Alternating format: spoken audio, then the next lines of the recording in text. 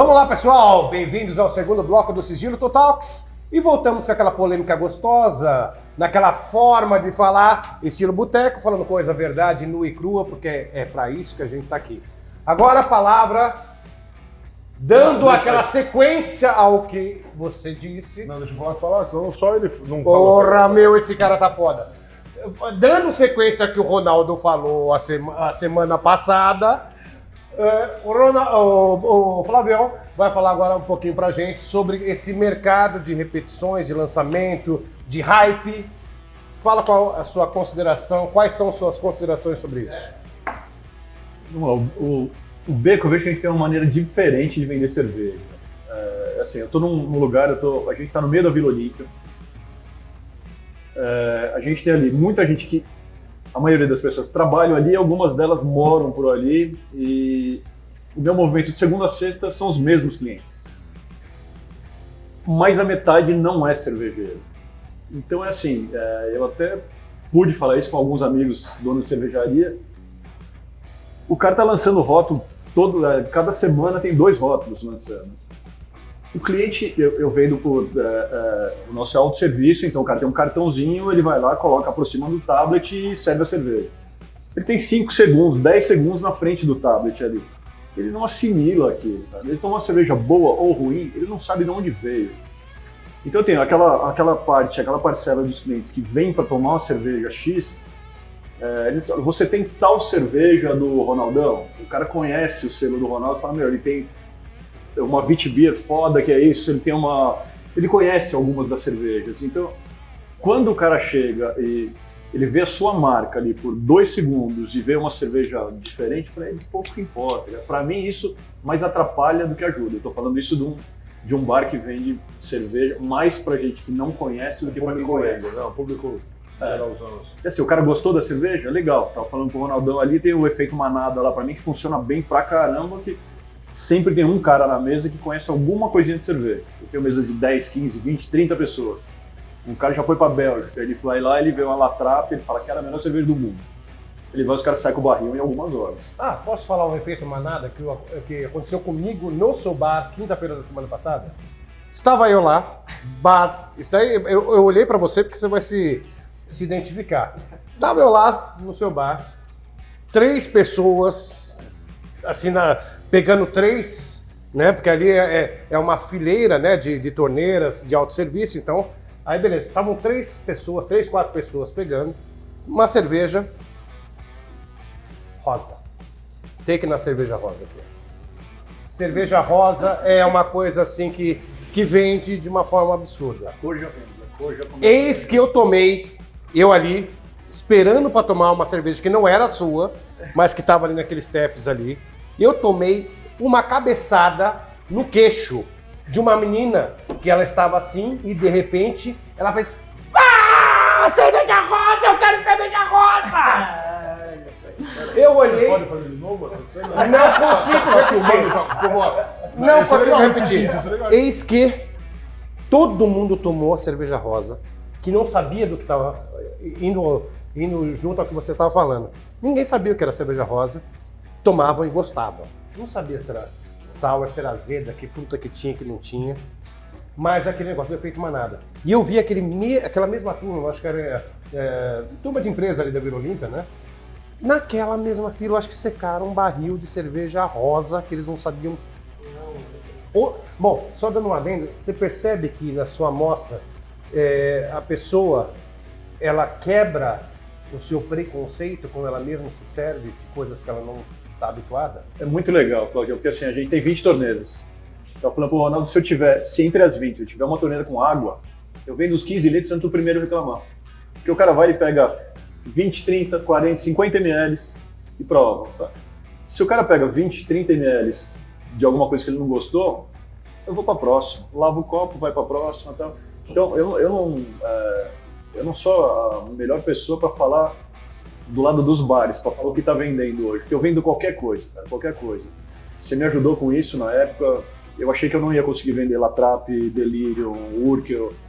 Engano, cara. A gente coloca lá e vende, porque sempre tem alguém que conhece. E se ninguém conhece, o cara tá provando.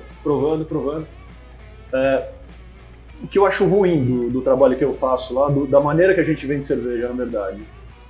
Eu não consigo mostrar muito as marcas. Então, assim, eu quero parceria, não, compras pontuais não me interessam muito. O Edinho sabe disso, a gente quer parceria e quando a gente tem parceria eu quero mostrar a marca, porque eu acho que eu devo muito para os caras, porque fica lá, o tabletzinho, o cara olha 2 segundos, bateu o cartão, olha para baixo, serve a cerveja, senta e toma. Muitas vezes quando ele volta, a cerveja já não está mais lá. 8 horas da noite você tomou a cerveja, 10 horas acabou o barril, não está mais lá, você vai pegar outra cerveja, muitas vezes o cara nem se toca, nem percebe. Às vezes se toca porque o valor é muito diferente e coisa assim. Então eu acho que eu devo muito para a cervejaria por conta disso. Então a gente quer parceria. Quando a gente faz essa parceria, o Edinho tem lá um luminoso da Sigilo Total, que é o que eu faço com toda a cervejaria. A gente faz copo com a cerveja, com o nome da cervejaria para colocar lá, para distribuir para os clientes. Então, é o que a gente quer, essa parceria. E assim, uma coisa que foi falado aqui de colocar uma cerveja foda, com preço legal, posicionamento de preço e marca. Às vezes eu tenho 4, 5, 6 marcas conhecidas e uma desconhecida. E a cerveja é boa, eu acho que eu estou fazendo um puta trabalho legal para essa cervejaria. Aliás, Flavião, você está fazendo 2 puta trabalhos. É romper passivamente a barreira do preconceito gastronômico, né? Aquele negócio, eu não tomo sal, é quando você começa a ler muito, né? IPA, não tomo. Mas a pessoa, deixa eu tomar um golinho de IPA. E se tomar um golinho, é um puta de um serviço em prol da cerveja. E o outro foi o que você acabou de mencionar agora. Então, eu falo que é o exemplo hoje que o Beco está fazendo no mercado, não puxa saquice, que você é meu amigo e meu sócio hoje. É um exemplo, eu acho, para o mercado moderno de cerveja, é justamente ter esse mercado experimentativo, de ter essa aproximação com a cervejaria, de valorizar o trabalho que os seus parceiros fazem, o esforço que esses parceiros fazem de estar com você e valorizar tudo isso, encapsular de uma forma ética. O que eu falei no primeiro bloco, né? Você falou mesmo, eu não peço desconto, você não pede barganha, quando a pessoa te dá barganha, você fala, sai fora, porque não é esse tipo de trabalho. Eu acho que o mercado saudável cervejeiro é uma das tônicas desse trabalho que a gente está fazendo aqui agora.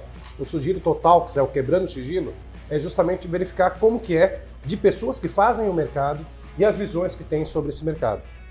Né? Então, Flavião, eu acho que realmente você está de parabéns com o Beco. O Ronaldão agora, eu vou passar a palavra pelo seguinte. O seu público, eu monitoro, né? Porque eu já vendi muita cerveja para o Beco, como já vendi muita cerveja para a Cervejoteca. Eu monitoro a questão dos check-ins. Existe hoje no mercado um software, é um aplicativo na realidade, um aplicativo universal, mundial, de avaliação de cerveja. Então qualquer um pode baixar gratuitamente esse aplicativo chama Untappd.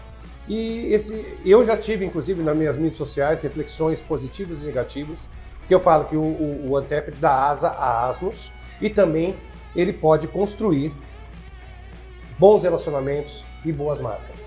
Ronaldão, o que você acha sobre isso? É verdade?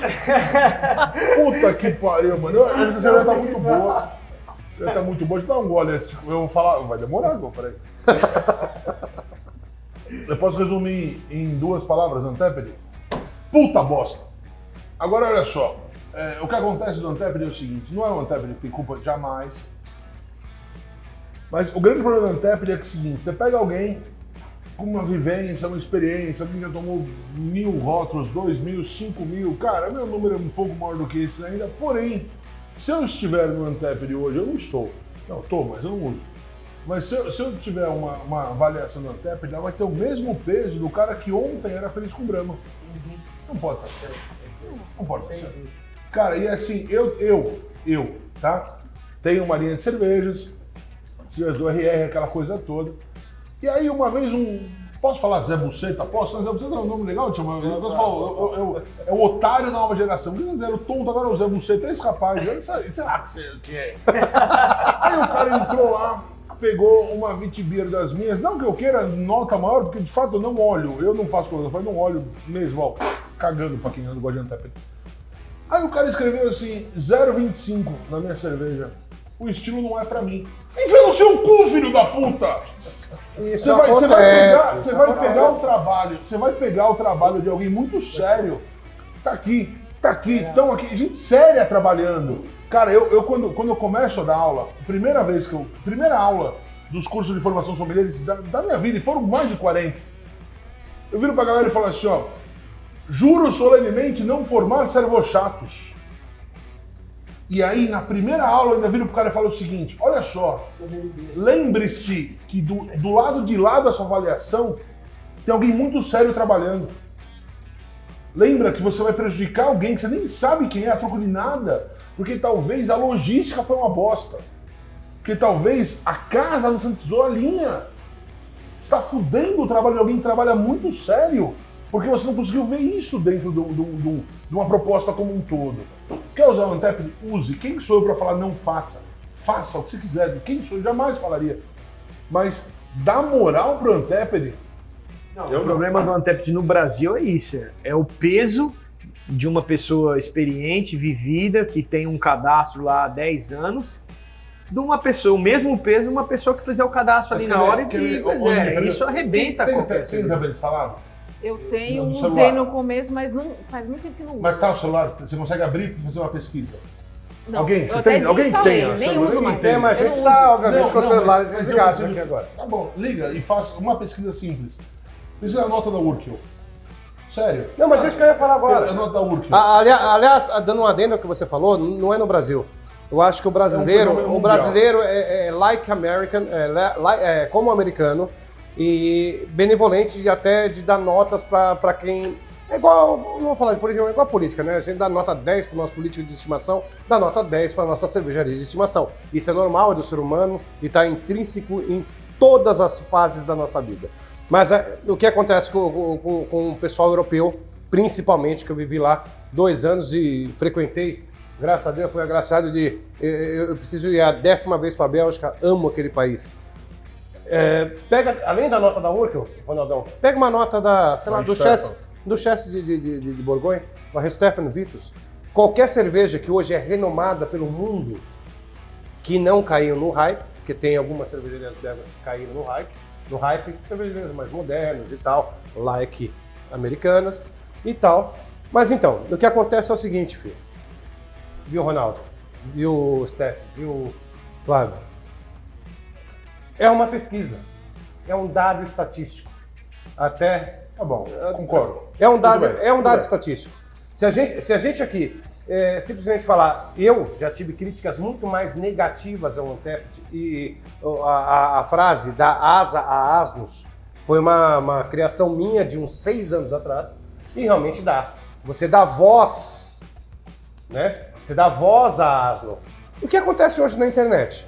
Hoje a internet é aberta, hoje vocês estão assistindo a gente, vocês podem criticar, vocês vão me criticar, vocês vão criticar os nossos convidados, o nosso anfitrião, e todos os programas vão ser assim.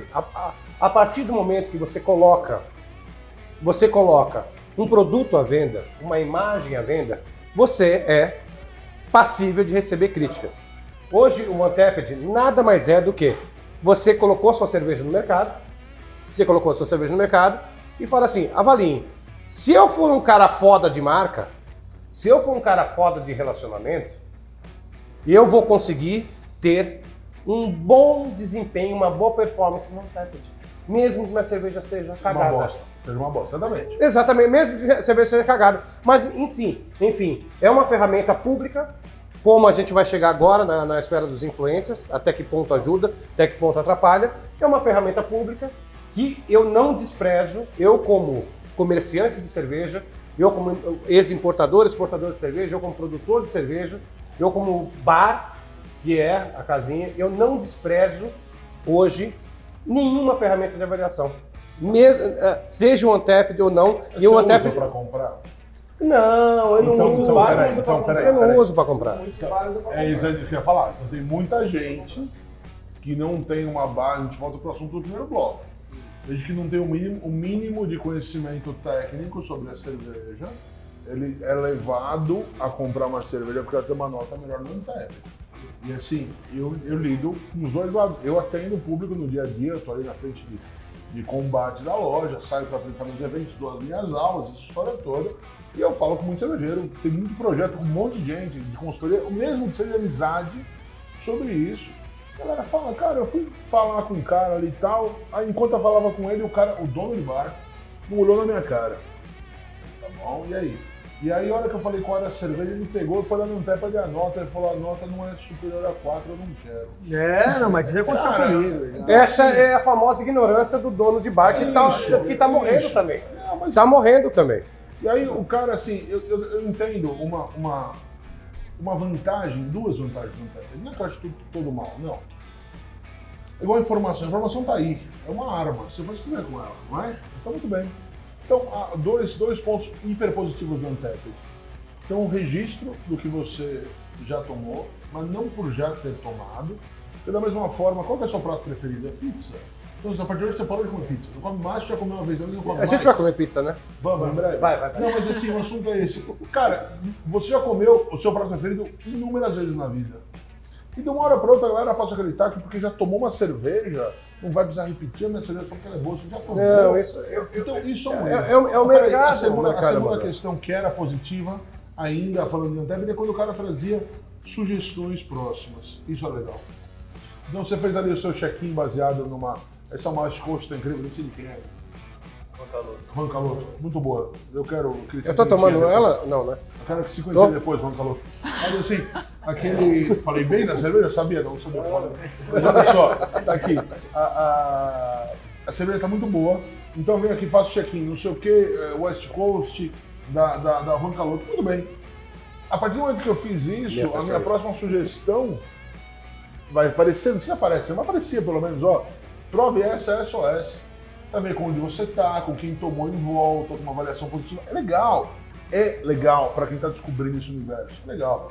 De novo, é uma informação é uma arma. Você vai usar ela para se poupar ou para atacar alguém, do jeito seu. Né? Eu vou te falar, cara, o Untappd é uma Ferrari. Eu não sei dirigir uma Ferrari. Tem pouca gente que sabe dirigir uma Ferrari.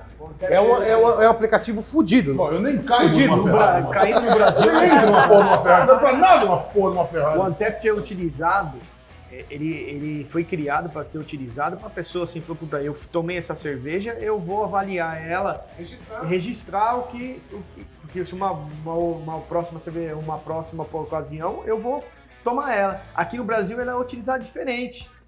É utilizado com uma maneira de se beneficiar. Então, por exemplo, eu vou criar uma cerveja. É um ranking de qualidade. Eu vou criar uma cerveja aqui. Então, eu cadastrei aqui, vou cadastrar no Untappd. Ô, Flavião, beleza, velho? Tem coragem de dar um coisa pra mim? Ô, Ronaldão, Claudião dá. Então, ele já entra no Untappd, pensa comigo. Então, meu segmento de amigos e tal, eu vou falar. Isso daí acontece com várias cervejarias que entraram no hype hoje. Então, eles têm ali um grupinho deles, então, entra com 5. Ele vai entrar no Untappd com 20, 30 check-in, já com 5.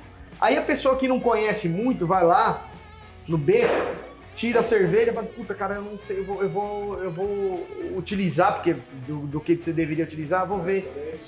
Aí ele entra lá, 5. Cara, avaliação 4.90.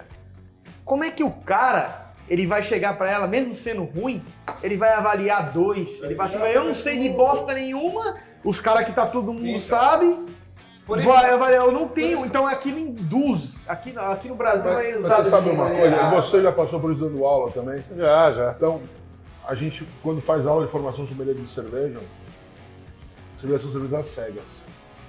Se você até hoje não fez a aula, vá fazer. Nós vamos fazer hoje. Tá bom? Vamos fazer hoje. Tá bom. E aí, a hora que você faz isso às cegas... Não, peraí. Eu vou dar 2 exemplos assustadores nesse sentido. A referência mundial de English IPA é Fuller's. Ninguém tá vendo só a câmera do Brasil, você me ouviu, né? Pelo menos, obrigado, você é um cara legal. Vocês são uns bostas. Fuller's. É referência mundial de English IPA. Não? Ou tem outra? Mais famosa? Referência? Referência é bom. Mas já fizeram melhor, né? Não, mano, mas é aquilo que Sim. é igual falar da Urquell. Sim, Você sim, pode sim. achar que o cara usou o lúpulo experimental. É só mais uma pequenininha. Outra coisa, tá tudo Aguinha certo, uma mas dessa. é a referência mundial, é a Fuller's. E aí, quando a gente abre essa cerveja fechada, né? Abre fechada é meio ridículo, ela é sempre fechada, mas a gente abre ela coberta para poder oferecer para os alunos. 99% das vezes que eu abro uma cerveja, algum iluminado vira e fala assim, é uma IPA mal feita. E é Foolish. Então, a outra referência dessas é um pouco mais simples, claro, um degrau é outro tipo de brincadeira, mas a Schornstein Imperial Stout, para a proposta, ela é incrível. Não vou falar perfeita, porque é difícil usar essa expressão, mas ela é incrível para a proposta dela, ela é isso. Só que ela é do degrau de baixo. E aí, a galera subiu uma régua de Imperial Stout, como se todas precisassem ter pelo menos 13% de álcool, lactose, madeira. Não, mano, não! E da mesma forma também, que né? é uma variação do mesmo tema. Então, da mesma forma que a galera pega essa cerveja e fala assim, é uma stout meio fraquinha. Não, mano, ela tá correta. Ela tá perfeitamente bem executada. É uma cerveja dentro do estilo. Ela não tem doce Mas de então, leite, né? Ela é base, ela é estilo base. assim, cerveja, cara, artesanal, ela tem que ser livre de defeitos sensoriais que podem ou não ser nocivos ao ser humano. O resto é gosto pessoal. Nada nocivo, Ser sommelier, que nem nós aqui todos, é uma opção de saber... Nocivo ao ser humano é ser chato. Não, mas catalogar, por exemplo, eu poderia, hoje, a minha primeira escola sommelier, eu acho que foi em 2012. Eu poderia hoje pegar uma Fuller's já cansada de trafegar de navio, ficar parada 3 meses no porto, depois mais 2 meses na importadora, na distribuidora, mais 2 meses na sua no loja. mercado, com aquela luminária em cima, exatamente. pensadona. Aí beleza, eu posso falar, é uma IPA mal feita. Sabendo hoje o que eu sei, eu iria em conta com uma IPA, porque hoje nós temos English IPA, que ninguém é obrigado a entender, que tem a diferença de American e English. Então a gente está falando com um público que conhece a gente, mas pensa que a gente não está falando. Então, existem mais ou menos catalogados? Vamos lá, então, são 2 guias de estilos no mundo que são referenciados. O Brewers Association e o BJCP. Então, em média, tem 120 estilos de cerveja. Quando a gente fala de cerveja é diferente, sim, eu falo, são bebidas fermentadas, né, a base de cereais, com adição de lúpulo e tal. São 120 tipos de bebida, mais ou menos, 120, até 150. Um pouco mais, Até 150 tipos de bebida diferentes que a gente cataloga como estilo. Que ela vai desde uma coisa mais parecida com água até uma coisa mais parecida com a coisa mais extrema que você já bebeu. Petróleo, água de bateria, enfim. A gente tem N estilos de cerveja, N sabores, texturas e tal. A gente tende a catalogar, e isso era eu acho que eu vou deixar para o próximo programa, até quando a gente vai produzir sommeliers por diversão. Mas foda-se o próximo programa. Vou falar que eu tô aqui hoje, eu vou falar hoje. Tá acabando o tempo, Ronaldo. Tá aqui no próximo, tanto faz. Agora, olha só. O vinho, quando a gente vive uma realidade, comparado com o vinho, de uns 15 anos atrás, do que o vinho estava fazendo hoje, a gente está 15 anos atrasado em relação ao que o vinho faz. Eu estou de gastronomia agora, inclusive dia 16 de maio, mais ou menos, número perto disso, eu faço 27 anos de gastronomia. Minha idade. Isso. E aí, cara, eu peguei de tudo. E acredita, quando eu falo de tudo, é de tudo. Eu sou de uma geração que não tinha faculdade de gastronomia. Então eu sou de uma geração que a gente ia lá para que queimava a mão, ia queimando a mão melhor do que o outro e chegava em qualquer lugar a partir daí. Eu assumi a primeira cozinha com 21 anos, primeira cozinha como chefe com 21 anos. Cara, um rolê completamente alternativo. E eu falo pra galera, quando eu dou essa palestra e conto sobre esse tema, eu viro e falo assim, cara, pensa o que era o seu consumo de cerveja há 5 anos atrás. A galera, metade, você já tomava, mas metade não tomava. A galera, então pensa você há 10 anos atrás, né? Coça a orelha, já... Aí eu falo, tá, então pensa o que eu tinha na mão há 27. Nada.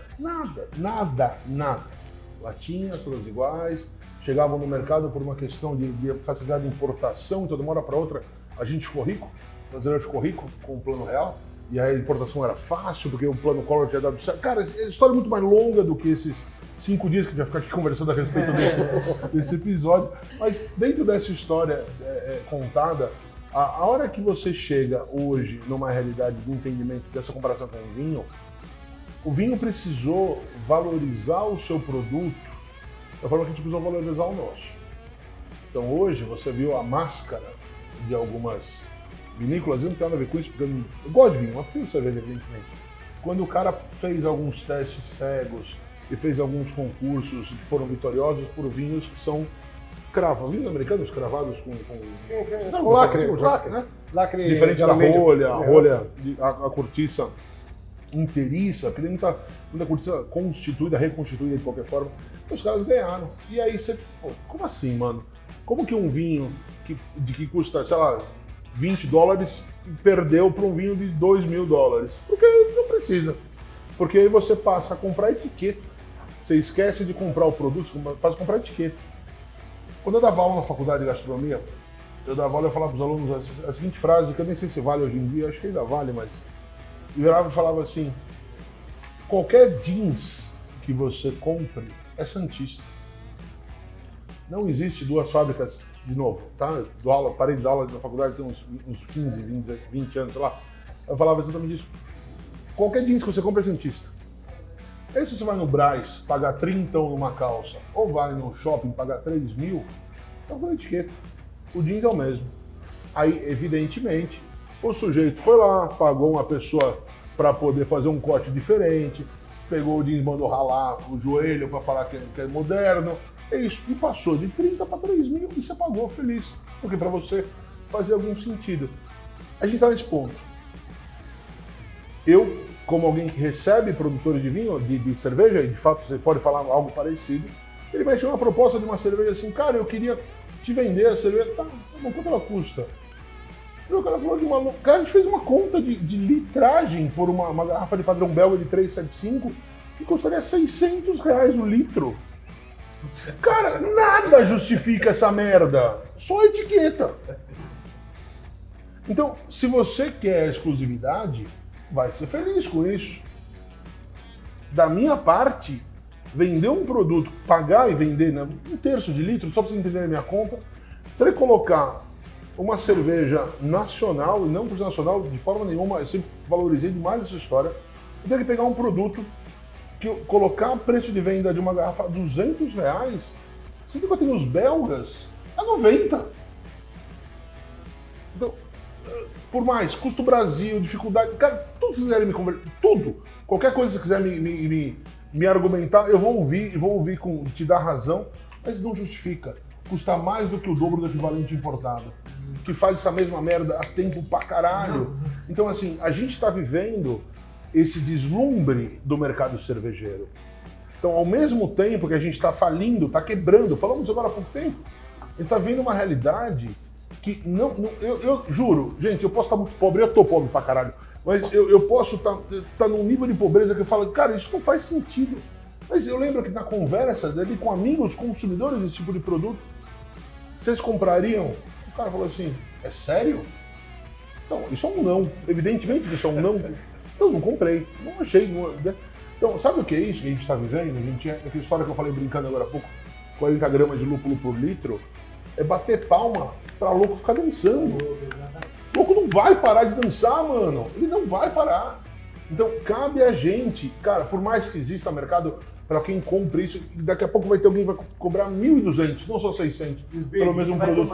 E vão tomar, vão comprar, estarão felizes no botoché que vão fazer. Botoché é um negócio legal de fazer, nunca viu botoché? A botoché, junto os amiguinhos lá, cada um leva uma garrafa, é legal de fazer isso. Antigamente chamava Confraria do RR. Do RR.